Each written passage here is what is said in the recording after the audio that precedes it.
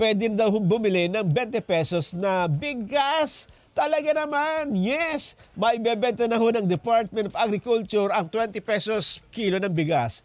Pero, teka muna, wag muna kayong tatakbo sa mga tindahan ng bigas at hahanap kayo ng 20 pesos. Hindi pa yan mabibili dito sa Metro Manila dahil yan po ay ibebenta lang sa Visayas muna. Ayon sa DA, una pa lang ito dahil target din ng pamahalaan na magawa ang pagbebenta ng 20 pesos per kilo na bigas sa buong bansa. Ay, talaga na. Tingnan nga natin ang report na yan mula kay Eden Santos. Eden? Pagkatapos ng halos 3 taon sa pwesto ni Pangulong Ferdinand Marcos Jr., sa wakas makakabili na ang publiko ng 20 pesos kada kilo ng bigas.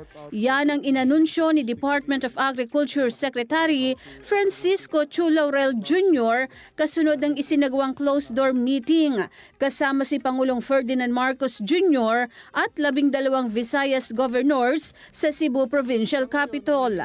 Sinabi ni Chu Laurel na sisimulan ang pagbebenta ng 20 pesos kada kilo ng bigas sa Visayas Region bilang pilot region. We're launching here because mas maraming ang nangailangan sa mga regions na yun.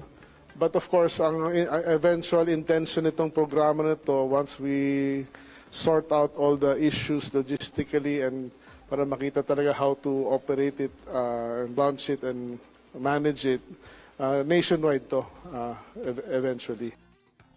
Magugunitan ay pinangako ng Pangulo sa mga Pilipino noong panahon ng halalan na ibaba ang presyo ng bigas sa 20 pesos ang kada kilo.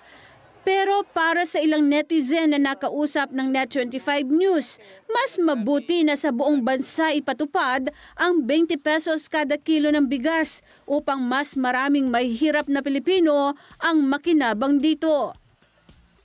Hindi pa po sa Mindanao, taga Mindanao po kasi kami po. Sana totoo po. Tapos hindi lang sa Visayas po, buong Pilipinas para yung lahat makapakinabang. Masaya kung halimbawa totoo po 'yon. Pero sana buong Pilipinas kasi sa Davao kami, Davao City, mahal talaga ang bigas namin doon. Wala pang mura. Sa totoo po, sa balita po yan, totoong masaya po kami na makabalita po ng ganyan. Pero sa amin po, sana po lahat ng sinasabi ay gawing totoohanan lang po sana. Kung si Pangulo po yung nagsabi, marami din siyang nasasabi na hindi rin nangyayari po.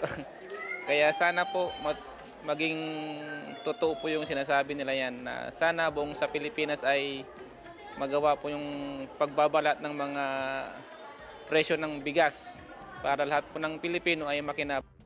Paliwanag naman ng kalihim na mas maraming nangangailangan ng murang bigas sa Visayas Region. Sa ngayon, parang napagkasunduan in essence is 10 kilos per week. So 40 kilos per month until December.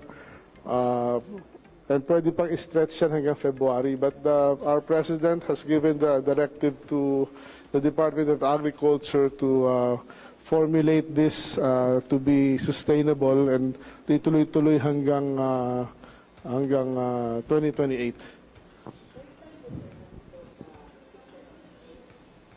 Ngayon lang ngayon lang natin i-launch ito.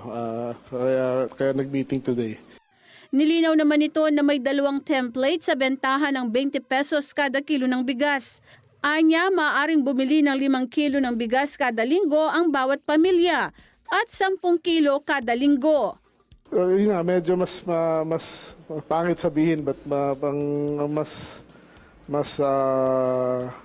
mas kailangan ng tao dito.